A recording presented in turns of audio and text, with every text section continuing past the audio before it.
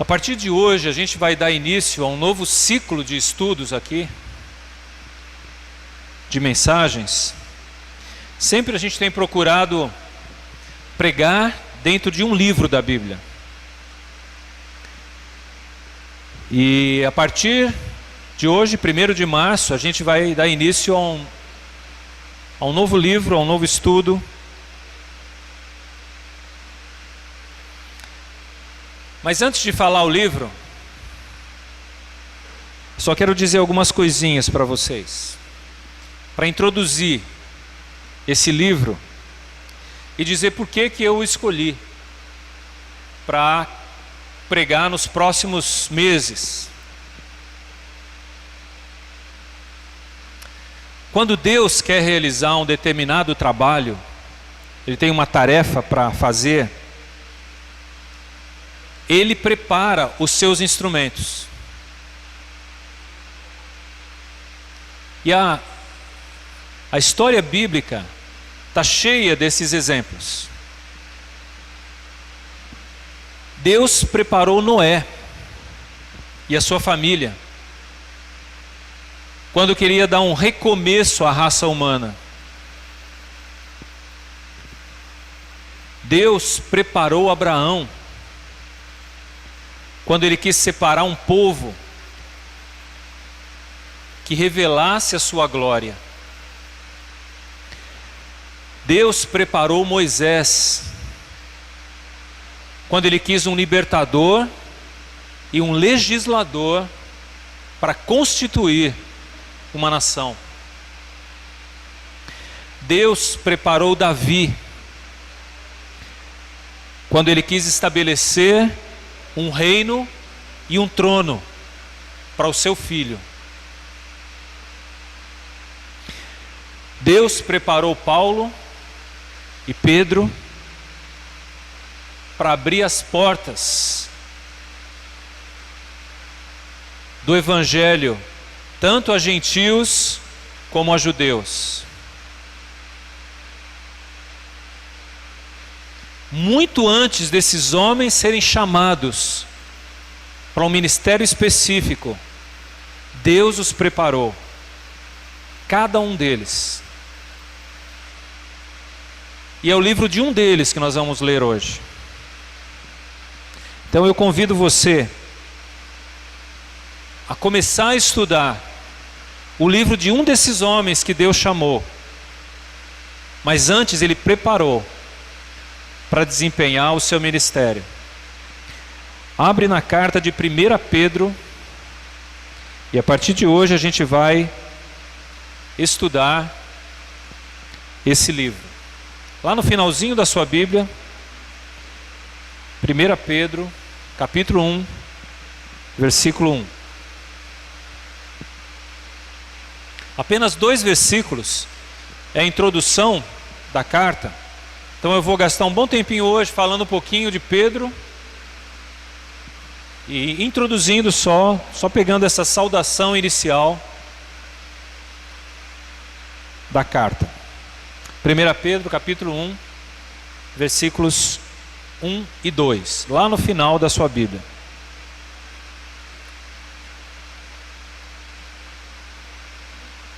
Ok? Vamos ler então. Diz assim a palavra de Deus: Pedro, apóstolo de Jesus Cristo, aos eleitos, que são forasteiros da dispersão, no Ponto, Galácia, Capadócia, Ásia e Bitínia, eleitos segundo a presciência de Deus Pai, em santificação do Espírito, para a obediência e a aspersão do sangue de Jesus Cristo. Graça e paz vos sejam multiplicados. Vamos orar mais uma vez. Obrigado, Senhor, por tua palavra. Obrigado por esse novo desafio de te conhecermos através dessa carta do apóstolo Pedro. Prepara-nos, Deus, abre o nosso entendimento, Dá-nos sede de conhecer, sede de aprender da Tua palavra, de ouvir a Tua voz, Senhor. Dá-nos determinação em estudá-la, em jamais desistir de compreendê-la. E para isso, Deus, nós precisamos da ação do Teu Espírito, que abre os nossos olhos, que desvenda os mistérios, que nos convence da verdade. Então, Senhor, tem misericórdia do Teu povo que está reunido aqui e fala aos nossos corações. É o que nós te pedimos, Senhor, em nome de Jesus. Amém.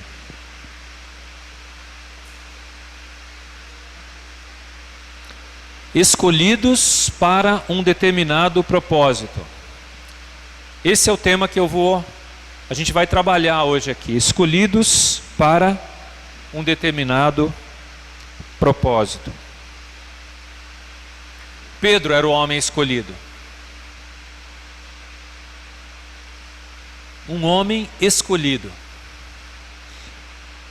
É interessante que 2 vezes nessa introdução ele usa a palavra eleitos ou escolhidos, em outra tradução. Pessoas que foram separadas por Deus para um determinado propósito. Por isso, escolhidos para um determinado propósito. O que Pedro fala, dirigindo-se às pessoas, foi exatamente o que aconteceu com ele. Eleito para um determinado propósito, escolhido para um determinado propósito. Por isso, a gente vai começar olhando para a vida de Pedro, ou introduzir a carta, entendendo algumas coisas sobre Pedro, para que a gente possa então ler o seu escrito com uma compreensão maior. Vamos olhar primeiro para Pedro, o homem Pedro. Pedro, assim como cada um de nós, era único. Algumas características gerais de Pedro: humano, em todos os momentos, um homem forte, um líder, corajoso e decidido. Esse é um lado de Pedro. O outro lado de Pedro: covarde, vacilante, presunçoso, impetuoso, ríspido, teimoso. Esse é o outro lado humano de Pedro. Esse é um lado que descreve o bom Pedro e um lado que descreve o mau Pedro. E muitas vezes esse vai ser o lado bom nosso e o lado mau nosso. A nossa luta entre as obras do Espírito e as obras da carne. O fruto de um e o fruto do outro. Quando agimos movidos por Deus e quando agimos movidos por nós mesmos ou por nossos impulsos. Mas é interessante que esse Pedro aí, inconstante, esse Pedro que num momento era muito corajoso, no outro era covarde, foi esse Pedro que Jesus escolheu. Foi esse Pedro que Deus estava preparando antes de Jesus escolhê-lo.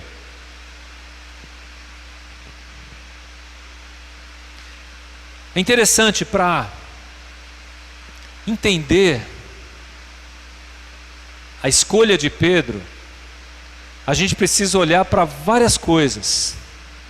E a primeira delas, que descreve nos escritos bíblicos, é o encontro de Pedro com Jesus. Ou os encontros de Pedro com Jesus. Ele teve vários, né? Quando foi a conversão de Pedro? Tem gente que aposta numa situação, outro aposta no outro na outra situação, outro lá na frente.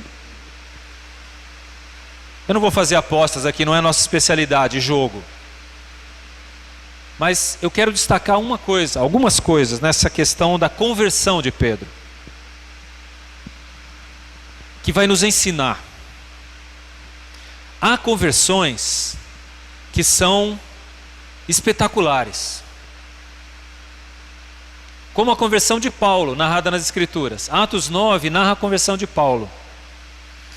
E a gente vê uma conversão pública, uma conversão onde há luzes do céu brilhando, onde há visão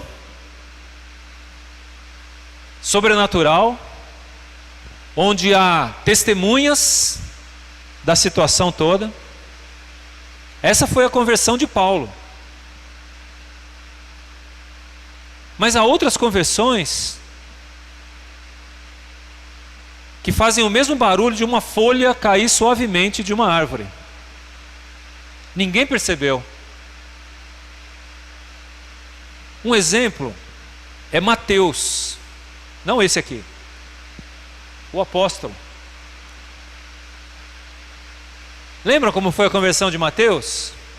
Jesus passa por um determinado lugar, está lá Mateus sentado, trabalhando, e Deus diz: vem e segue-me.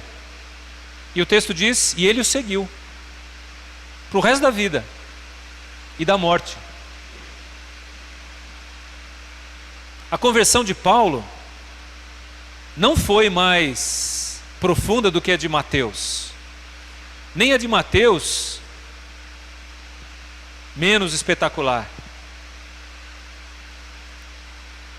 A questão é que muitas vezes a gente se prende ao externo, né, ao entorno, aquela conversão emocionante, quando o sujeito estava nas drogas, tinha matado não sei quantos, e agora mudou radicalmente de vida.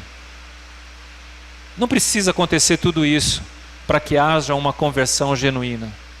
Você não precisa ser um mau caráter, um mau elemento na sociedade, para você ter um encontro verdadeiro com Jesus. Você precisa apenas reconhecer que você precisa de um Salvador, reconhecer que você é um pecador, como todos os outros, e que você precisa de alguém que estenda a sua mão e que tem o poder de te levantar, te perdoar, te dar uma nova vida. E quando a gente encontra Jesus, a gente reconhece que Ele tem esse poder, e só Ele tem esse poder. E isso não precisa ser espetaculoso aos olhos das pessoas, mas certamente é eterno aos olhos de Deus. Qual o momento da conversão de Pedro, então? Voltando para Pedro. Eu vou citar, não vou ler todos os textos, mas vou citar alguns textos.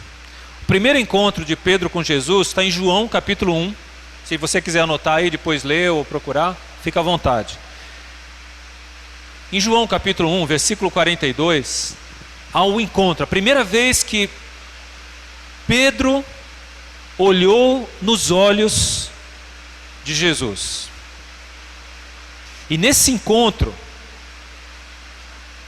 não é narrado nenhuma reação de Pedro. Coisa incomum nas Escrituras. Porque Pedro normalmente é aquela pessoa muito espontânea, muito impulsiva, que logo diz o que pensa. Nessa vez Pedro ficou calado. Por isso que alguns dizem que ele se converteu aí, ficou calado. Houve a primeira mudança. Mas não diz nada o texto, só diz que Jesus olha para ele e diz: você é Simão, e de agora em diante você vai ser uma pedra. Seu nome passará a ser Cefas, pedra, ou Pedro, traduzindo para nós. O nome foi mudado. Talvez o seu coração começou a mudar.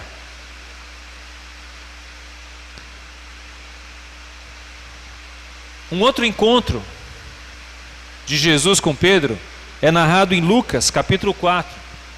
Versos 18 e 19. É o momento em que Pedro está na praia, tinha acabado de pescar, estava ajeitando as redes, e Jesus passa. Vamos olhar esse texto. Lucas capítulo 4, versos 18 e 19.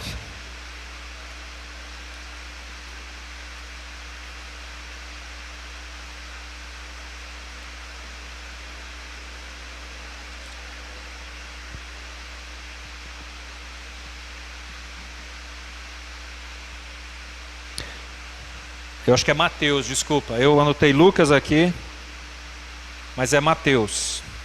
Capítulo 4, versículos 18 e 19. Ainda bem que eu percebi o erro a tempo aqui, senão vocês iam achar que eu estava inventando. Mateus 4, 18 e 19, diz assim: caminhando junto ao mar da Galileia, viu 2 irmãos, Simão, chamado Pedro, e André, que lançavam as redes ao mar, porque eram pescadores. E disse-lhes: vinde após mim, e eu vos farei pescadores de homens. Então eles deixaram imediatamente as redes e o seguiram.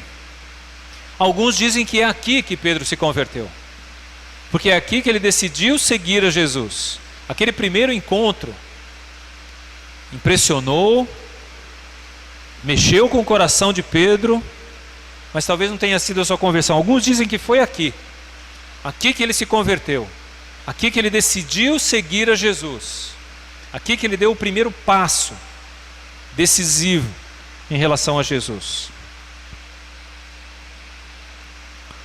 Outros dizem que ainda nesse capítulo houve uma mudança na atitude de Pedro. No capítulo 4, agora sim a gente vai para Lucas. Lucas capítulo 4, 38 e 39.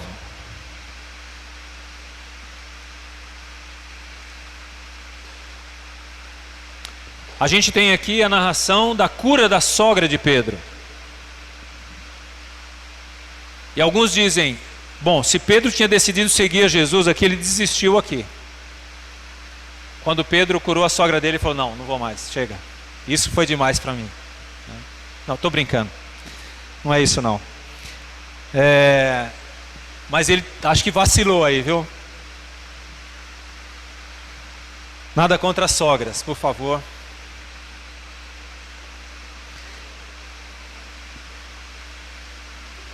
Mas é interessante que após esse fato aqui, no capítulo 5 aí de Lucas, é que alguns dizem que aqui ele se converteu de verdade. Essa é a primeira cena da pesca miraculosa lá, quando eles pescam a noite toda e nada, e de repente Jesus diz, lance a rede para tal lado. E eles lançaram, veio cheio de peixes, e eles se impressionaram. E aí tem uma expressão de Pedro, que alguns dizem, agora ele se converteu. Versículo 9, capítulo 5, versículo 9. Pois à vista da pesca que fizeram, a admiração se apoderou dele e de todos os seus companheiros.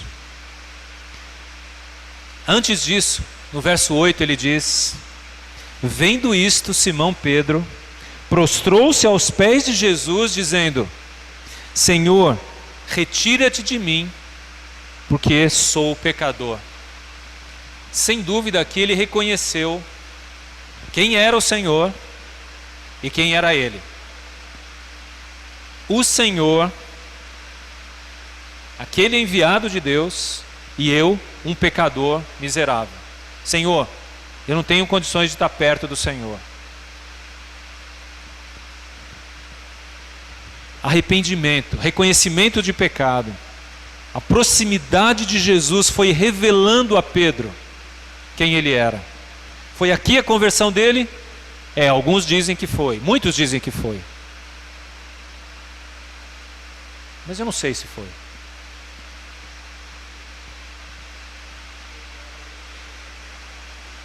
Outros dizem que foi em João capítulo 6, versos 66 a 69. Eu diria que se houvesse algum presbiteriano aqui, ele diria, foi aqui. Porque é uma declaração de fé aí. O presbiteriano tem que ter declaração de fé para ser salvo, né? Capítulo 6, estou brincando. Capítulo 6, 66 a 69. Diz assim: à vista disso, muitos dos seus discípulos o abandonaram e já não andavam com ele. Então perguntou Jesus aos 12: porventura quereis também vós outros retirar-vos? Respondeu-lhe Simão Pedro: Senhor, para quem iremos? Tu tens as palavras da vida eterna, e nós temos crido e conhecido que tu és o Santo de Deus. Aqui ele se converteu. Aqui ele declarou a sua fé em Jesus. Enquanto muitos desistiram de seguir a Jesus, porque as palavras de Jesus, a proposta de Jesus era dura, não era fácil. Seguir a Jesus nunca foi fácil. A gente facilitou hoje, né? Aceita Jesus, por favor, Jesus está precisando de você. Isso não é a mensagem do Evangelho. Isso não é a mensagem de Deus. A mensagem de Deus é: você precisa desesperadamente de um Salvador. Ou você decide entregar a sua vida a Jesus, ou você vai para o inferno. Essa é a mensagem do Evangelho. E é dura. E ele diz: bom, você quer me seguir? Junto comigo, certamente você terá a vida eterna. Mas virão perseguições, virão desavenças, virão conflitos, muitas outras coisas. Mas certamente eu estarei com vocês todos os dias. Esse é o Evangelho. Esse é o verdadeiro, não o falso.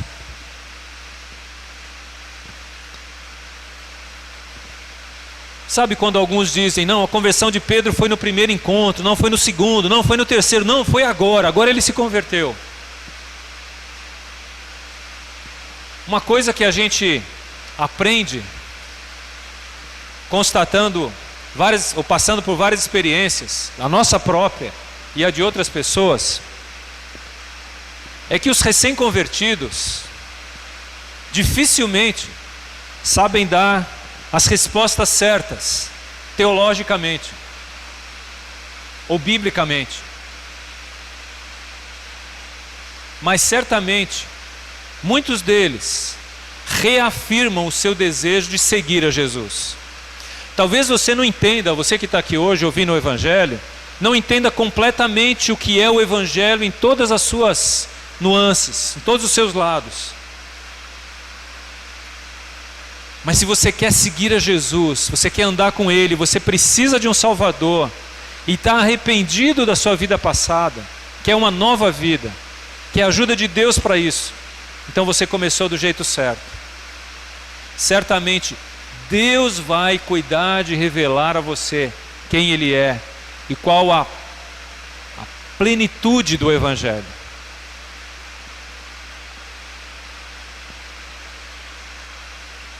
A responsabilidade de Pedro era seguir a Jesus, mas era a obra de Deus, de Jesus, transformar Pedro num pescador de homens. Grava isso. A responsabilidade nossa é seguir a Jesus, e a responsabilidade de Deus é transformar a nossa vida em pessoas que Deus vai usar para abençoar outros, para proclamar a sua glória, para manifestar o seu perdão, a sua graça. Bom, esse Pedro humano teve alguns encontros com Jesus e decidiu segui-lo, e Jesus transformou a vida desse homem. Ele tornou-se, portanto, um discípulo. Agora eu quero olhar não mais para o Pedro homem, ser humano. Eu quero olhar para o Pedro discípulo, seguidor de Jesus, aquele que agora está no caminho. Ele está onde o mestre vai, ele vai. Ele já tem um compromisso assumido, uma declaração de fé feita. Ele já tem um chamado. Ele já entendeu parte, pelo menos, do que Jesus espera dele. Ele decidiu seguir a Jesus. E é interessante que, num dos primeiros momentos, no segundo encontro de Pedro com Jesus, Jesus já disse para ele: Eu quero que você seja pescador de homens. Eu tenho uma missão para você. Eu não sei se você já sabe qual é a missão que Deus tem para você. Eu não vim aqui para revelar isso. Eu vim aqui para pregar a palavra de Deus. Para que você, diante de Deus, descubra qual é a missão que Deus tem para você. Ou quais são.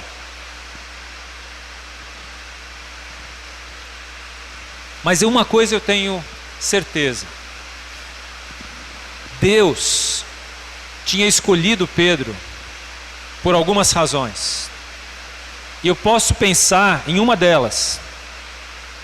Na verdade, não fui eu que pensei, isso não saiu da minha mente. Saiu de outras mentes brilhantes. A gente tem estudado para chegar aqui e pregar. Então, um autor que eu não lembro o nome, aquele livretinho que está ali na cadeira, eu ia trazer ele para mostrar aqui, mas ele vai ficar ali por enquanto. Depois, se você quiser, você pode olhar. Um livretinho de escola bíblica, que comenta Pedro, é um comentário de Pedro, na verdade. E ele disse algo muito precioso, que eu vou reproduzir literalmente aqui. Deus usaria a persistência e a paciência natural de um pescador para transformar Pedro num pescador de homens. Na época que eu trabalhei em Roraima, entre os Yanomamis, várias vezes eu fui pescar. Mas eu confesso que eu não era um pescador, né? Na verdade, nunca consegui algo muito maior do que... Tá vendo como eu não era um pescador? Muito maior do que 2 dedinhos, né? Porque eu não tinha muita paciência de ficar horas lá esperando que o bichinho mordesse a isca. Aí não deu certo essa semana, vamos lá de novo? Não vou não. Obrigado. Não tinha persistência, perseverança de um pescador. Mas o pescador é alguém extremamente paciente, não é?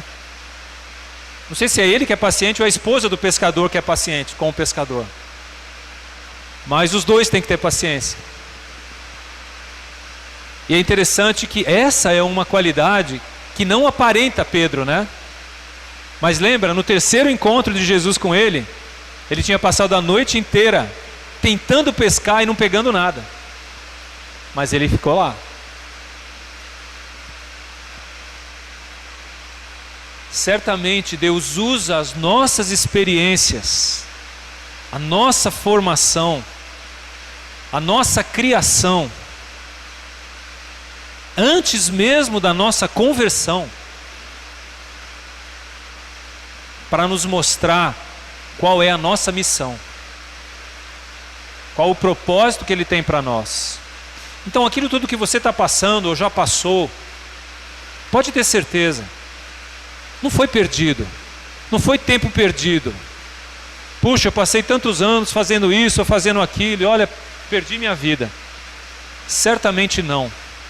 Se Deus te chamou, é porque tinha alguma coisa na sua formação que Deus já estava preparando. E se agora Ele te chamou com 10, 20, 30, 40, 50 anos, é porque Ele tem propósito daqui para frente para a sua vida, usando experiências do seu passado também. Mas Pedro, como discípulo, estava em treinamento. E eu vou apenas mencionar alguns textos aqui sobre isso. Havia muitas lições que Pedro tinha que aprender. 1, 2, 3, 4, 5, 6, 7. Eu vou mencionar 7 áreas em que o caráter de Pedro foi sendo moldado. Ah, mas Deus usa a gente do jeito que a gente era. Não foi isso que eu disse. Eu disse que Deus usa experiências do nosso passado que formaram muito do que nós somos. Mas certamente na caminhada com Jesus haverão muitas áreas da nossa vida que precisam mudar, que precisam ser transformadas. Não ache que o pastor disse que eu tive essa experiência de vida no passado e agora eu sou assim e Deus vai me usar assim. Não, não foi isso que eu disse. Eu disse que algumas coisas do seu passado certamente Deus vai usar. Mas há outras tantas que Deus vai precisar mudar. Então, se você quiser que Deus mexa na sua vida, que áreas da sua vida sejam transformadas, então continue a segui-lo. Mas se você não quer que Deus mexa em você, no seu jeito de ser, na sua maneira de tratar as pessoas, então não siga Jesus. Não se iluda. E nem iluda outras pessoas. Porque aquele que segue a Jesus vai ter a sua vida mexida em diferentes situações. Pedro, olhando para a situação de Pedro. Pedro era alguém extremamente independente. Ele fazia as coisas por si mesmo. Ele tomava suas decisões, por natureza. Mateus 14, 28 a 31 diz uma dessas situações. Jesus tem uma proposta para ele, mas ele, não, eu fui e fiz. Deixa comigo, eu faço. Ele era independente. E uma das coisas que Pedro teve que aprender era, ele precisava depender do Senhor. Ele precisava, antes de tomar atitudes, decisões, consultar e ouvir a voz de Deus. Ele precisava aprender a dependência de Deus. Segundo lugar, Mateus 16, 22 a 25. Pedro precisava ter discernimento espiritual e humildade. Em determinados momentos, Pedro se tornou arrogante, não humilde. Ele era de uma origem humilde, pescador, da Galileia, gente pobre. Não é humildade isso? Não, não confunda. Humildade com simplicidade. Ele não era humilde. Pedro era orgulhoso. Ele precisava ser trabalhado nessa área. Às vezes a gente acha que veio de um berço simples e acha que isso gera humildade. Não necessariamente. Muitas vezes pode gerar arrogância, gerar orgulho. Não quero que ninguém pise em mim, porque eu vim de tal lugar. Isso é o oposto de humildade. Terceiro lugar, Mateus 17, 27. Pedro precisava confiar na provisão de Deus e deixar de trilhar seus próprios caminhos. Essa é aquela história lá das pessoas que chegam para Jesus, para Pedro, perguntando: o seu mestre não paga os impostos do templo? Paga, ele paga, certamente ele paga. E aí eles devem ter falado alguma coisa do tipo: cadê o dinheiro então? Aí Pedro chega para perto de Jesus e Jesus diz: Pedro, vai lá, joga o anzol e pesca um peixe. Na boca do peixe vão ter 2 moedas, paga o meu imposto e o seu. Interessante essa cena, né? A gente fica imaginando as situações aqui, a partir disso. Como Jesus está treinando Pedro Pedro, Deus vai suprir. Você precisa confiar. Vai lá e pesca, virar uma moeda, 2 moedas, 2. Exatamente o valor dele e de Pedro para pagar o imposto do templo. Pensa se fosse você. Está vendo aquele mar de águas ali na frente da igreja? Vai lá e joga uma varinha. Você vai pescar 2 moedas e vai trazer o seu dízimo aqui. E aí? Vai lá? Pedro foi. Eu não sei com que cara ele foi. Talvez com a cara que alguns de vocês fizeram aí. Meu amigo, que roubada. Eu tinha que abrir a minha bocona. Mas ele foi. Eu não sei quanto tempo ele passou para pescar esse peixe. Acho que foi o mais demorado da história de Pedro. Estou imaginando, tá? Estou só imaginando aqui. Só ruindade com Pedro mesmo. Mas Ele foi e ele esperou. E ao fazer isso, ele viu que Deus é quem supria suas necessidades. Deus é quem provinha tudo aquilo de que ele precisava. Era Deus quem dava a ele o sustento. Mas ele continua aí. Pedro também teve que passar pela experiência de reconhecer que ele precisava de uma purificação, de um perdão diário. Jesus, quando lavou os pés dos discípulos, em João 13, e chegou para perto de Pedro e disse: sua vez, Pedro. Pedro disse: os meus pés não, Senhor. Eu não preciso que o Senhor se humilhe aí para lavar os meus pés. E Jesus diz: se eu não puder lavar os teus pés, Pedro, você não tem parte comigo. E a ideia, figuradamente para nós, é: se eu não preciso de Jesus para perdoar os meus pecados, dia após dia, Jesus não tem parte comigo. Eu preciso do perdão de Deus todos os dias. A cada besteira, pecado, estultícia que sair do meu coração através da minha boca, dos meus olhos, das minhas ações. Eu preciso do perdão de Deus. E Pedro teve que aprender isso também, de uma forma dura. Se você não acha que eu preciso te lavar, Pedro, você não tem parte comigo. Não ache que o mais espiritual é o que não peca, ou o que acha que não peca. Porque como diz João, esse que acha que não tem pecado se engana-se a si mesmo. Aquele que é discípulo de Jesus reconhece que precisa constantemente recorrer ao perdão de Deus. Aquilo que a gente celebrou aqui, a ceia do Senhor. A igreja primitiva celebrava todos os dias, não era todos os domingos, era todos os dias. Porque diariamente eles recordavam da importância do perdão de Jesus para aquele dia.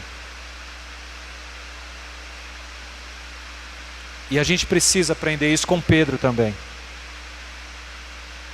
Mas outra coisa que Pedro demonstrou aqui,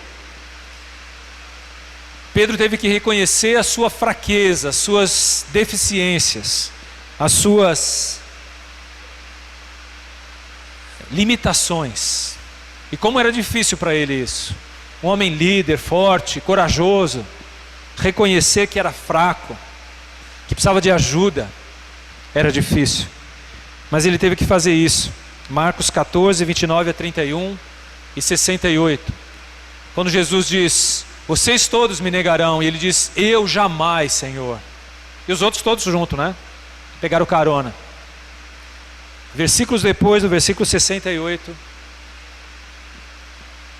ao cantar do galo, ele cai em si e reconhece a sua fraqueza.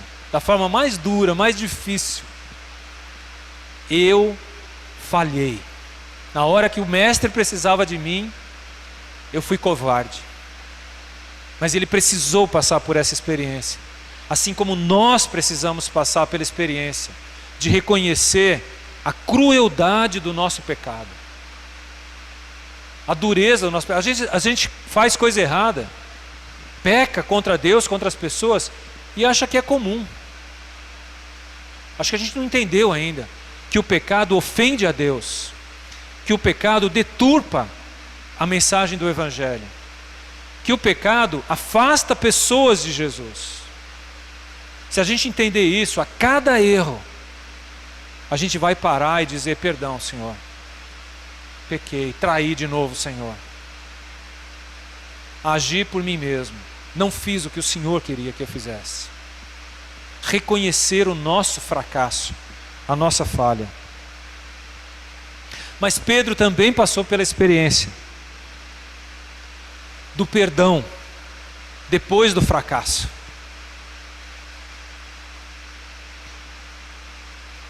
Mateus 16, versículo 7, quando Jesus ressuscita dos mortos, ele diz assim: vai lá e diz para os discípulos e para Pedro que eu quero encontrar com ele. Eu quero conversar com ele. Eu imagino que essa experiência de Jesus ainda está interessado em mim, apesar de eu ter feito uma grande besteira, apesar de eu ter errado feio, Jesus ainda me perdoa. Essa experiência é marcante para transformar a pedra, o Pedro duro, em um homem maleável nas mãos de Deus. E Pedro ainda teve que passar pela experiência de: Pedro, agora vai, e você vai ser um instrumento meu para pastorear as minhas ovelhas. Pedro, você é meu homem de confiança. Que expressão, né? João capítulo 21. Que cena. Você é meu homem de confiança. Mas eu falhei. Mas você está sendo trabalhado, Pedro. Agora você pode ir.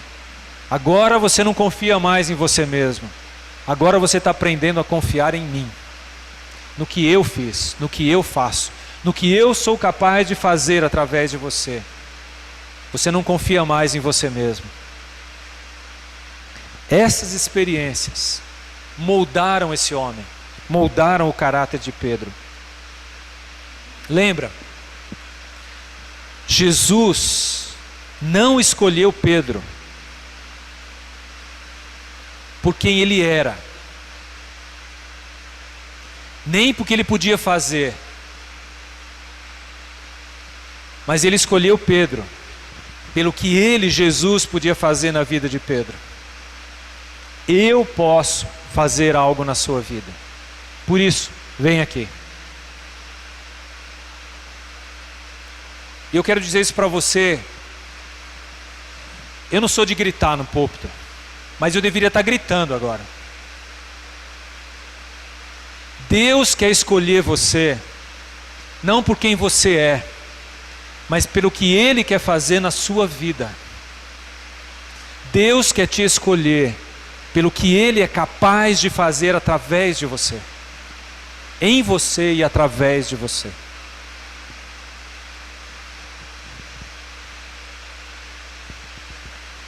O rude pescador se tornou um amoroso pastor, que escreveu esta carta. Esta é a carta de um homem amoroso. Esta é a carta de alguém que está preocupado com pessoas que vão passar pelo sofrimento. Pedro está preparando uma galera de várias regiões que iam passar por dificuldades. E ele, prevendo isso, escreve: esse é o homem amoroso, cuidadoso. Esse é o pastor de ovelhas. Esse foi o homem transformado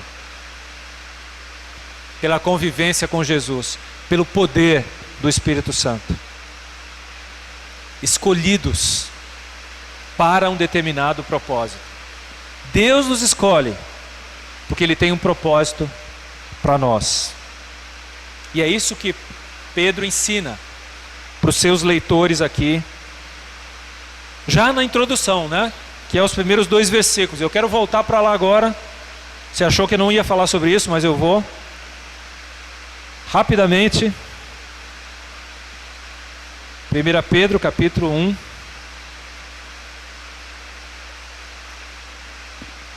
Ele diz: Pedro, apóstolo de Jesus Cristo. Pedro, o nome que Jesus deu para ele. Pedro, agora apóstolo, representante, autoridade de Jesus Cristo.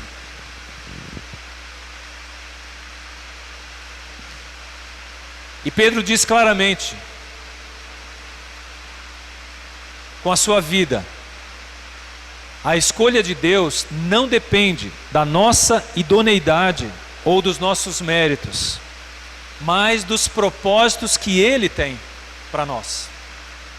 A escolha de Deus depende dos propósitos que Ele tem para nós.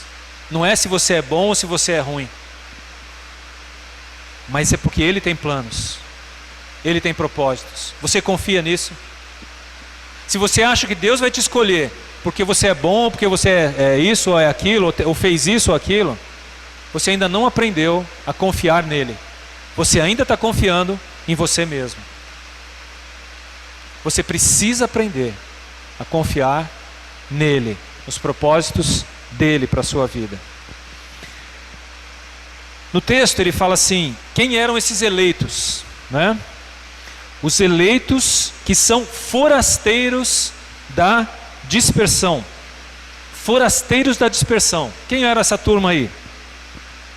Eram cristãos, muito provavelmente espalhados por uma parte do mundo, que ele diz embaixo aí, eram cinco províncias do Império Romano, que ficavam ao norte da Ásia Menor. Hoje, atual Turquia, após uma cordilheira chamada Tauro. Eram 5 províncias que ficavam ao norte dessa cordilheira. Uma região bastante grande, onde havia muitos cristãos e muitas igrejas iniciando nessa região. Agora ele chama de forasteiros. Sabe quem é o forasteiro? Tem um forasteiro aqui hoje. Forasteiro é aquele que não tem uma morada aqui, uma morada permanente. É aquele que está de passagem por aqui. E ele chama essas pessoas de forasteiros da dispersão. Nós somos forasteiros? Talvez não. Sabe por quê? Porque a gente está tão preocupado em ter uma casa. A gente está tão preocupado em ter um emprego. A gente está tão preocupado em ter uma estabilidade, que essa ideia de forasteiro, pessoa que não tem um lugar fixo, é uma coisa de doido. Que é isso? Claro que cada um quer ter o seu lugar, a sua estabilidade. Mas o forasteiro é interessante. Ele tem uma vantagem. Hoje ele está aqui, mas se de repente surge uma necessidade em outro lugar, ele pode se desprender desse lugar e ir para lá. Se Deus falar, vá, ele vai. Agora, se eu estiver preso a um monte de coisas que me cercam, eu quero ir, mas eu não posso, porque eu tenho que fazer isso, aquilo outro. Às vezes a gente acha ruim, e a gente já está numa certa idade aqui, né? Finalmente estou assumindo isso. Demorou, mas depois dos últimos joguinhos de vôlei lá que eu saí mancando, eu tive que assumir. Depois de uma certa idade, lógico que a gente gostaria de ter uma casa. Mas sabe, gente, quando eu decidi ir para missões, trabalhar como missionário, uma das coisas que eu abri mão foi de ter uma morada permanente. Porque eu precisava estar disponível quando Deus falasse, vai, sai daqui, vai para outro lugar. Faça aquilo que eu tenho para você fazer. Então, não tenho casa própria, mas eu não sou menos feliz do que quem tem. Eu sou muito feliz de ser um forasteiro, né? E eu acho que era essa a ideia aqui. É muito disso. Era aquelas pessoas que estavam, na verdade eles foram empurrados, expulsos por causa das perseguições. E agora eles eram forasteiros numa região. Mas onde, Pedro vai dizer, Deus vai usar vocês. Certamente onde Deus tem propósitos para a vida de vocês. Então se você não tem o que os outros têm, olhe para esse texto como forasteiro e fala, obrigado Senhor, estou livre, né? Onde o Senhor mandar, estou aqui, à disposição. Forasteiros. Mas como está chovendo muito, vocês não estão com pressa de ir embora, né? Não dá para sair. Então eu vou ficar pregando aqui hoje, tá? Fica tranquilo aí, não dá para sair mesmo. Segura aí, Felipe, a chuva.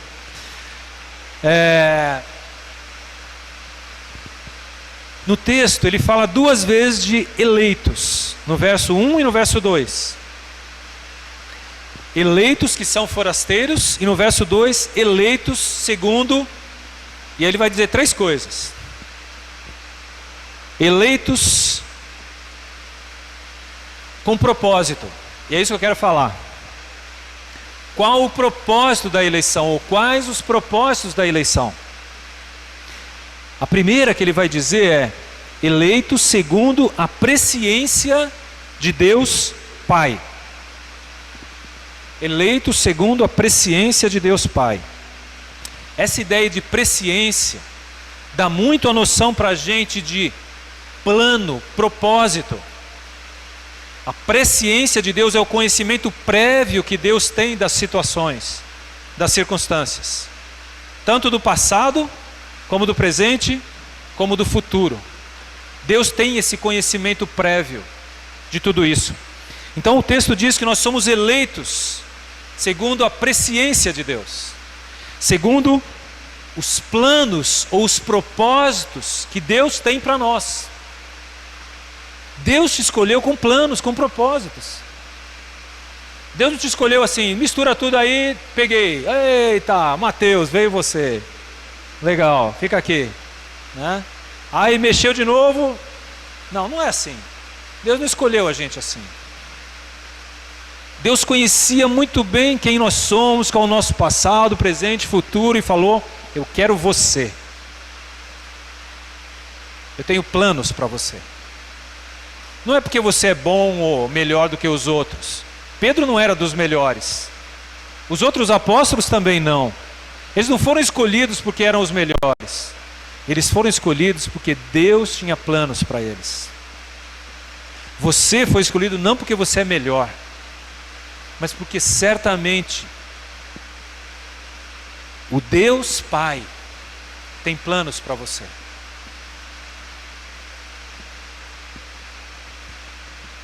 A decisão, ou a escolha, coube a Deus. A iniciativa coube a Deus. A resposta é de Pedro, ou dos forasteiros da dispersão. Mas a iniciativa sempre foi e continuará sendo de Deus. Em segundo lugar, no texto, ele fala: eleitos em santificação do Espírito.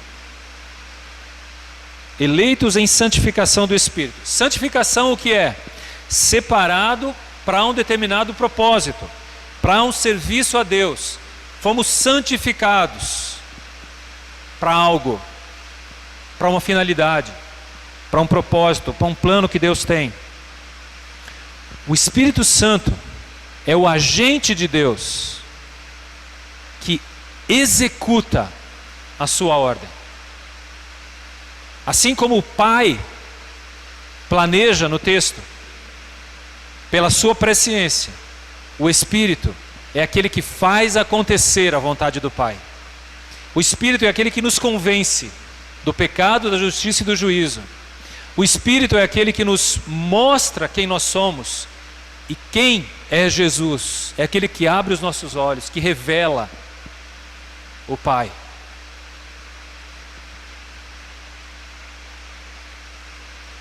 Se o Pai planeja, se o Espírito executa, e você vai ver que no terceiro aparece o Filho, Jesus aí. Eleitos para obediência e aspersão do sangue de Jesus Cristo. É interessante como as 3 pessoas da Trindade, o Deus Trino, está aqui, nessa saudação. O Deus Trino está na eleição, na escolha, na salvação das pessoas. Mas é interessante que ele diz que somos eleitos para o que aí? Obediência. Somos eleitos para a obediência em primeiro lugar. O propósito da eleição exige algumas coisas. A escolha de Deus traz consigo alguns deveres e obrigações. Não só privilégios. A gente pensa só nos privilégios, né? Fomos eleitos, escolhidos. A gente gosta muito de Paulo, né, em Efésios. sentados nos lugares celestiais, tal, penhor do Espírito. Mas e a responsabilidade? Você foi escolhido para obedecer, para fazer a vontade de Deus. Deus te salvou, te perdoou, te resgatou, para que você viva para Ele, para obedecê-lo. Então há responsabilidades e não só privilégios. E aí no final ele diz também, para a aspersão do sangue de Jesus Cristo, para que vocês sejam definitivamente aceitos como justos. A aspersão do sangue de Jesus era para que vocês sejam perdoados, para que vocês não tragam mais outros pesos do passado, ou do presente, ou até do futuro, para que o seu pecado, a sua dificuldade, a sua fraqueza não te impeça jamais de dizer: eu não posso, porque o sangue de Jesus foi aspergido sobre você, e isso torna você perdoado. Você sabe o que é isso? Você não pode dizer para Deus: Deus, eu não posso, eu pequei, eu errei, eu tenho feito isso, eu feito aquilo. O sangue de Jesus nos purifica de todo pecado. Eu preciso me arrepender, voltar aos pés de Jesus e desfrutar do perdão de Deus.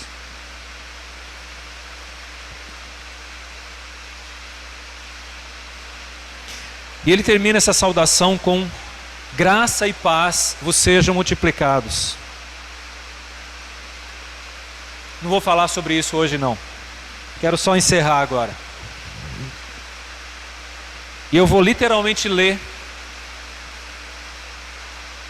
a expressão desse comentário de Pedro. Diz assim: se Deus podia tomar Simão com toda a sua fraqueza e transformá-lo em um pedra, usando-o de forma tão notável,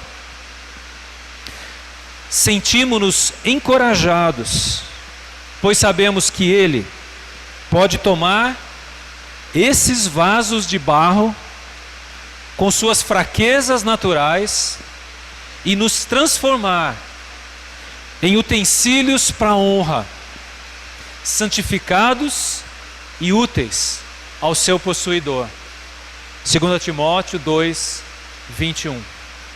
Vamos orar? Obrigado, Senhor, por Tua palavra que é tão preciosa ao nosso coração.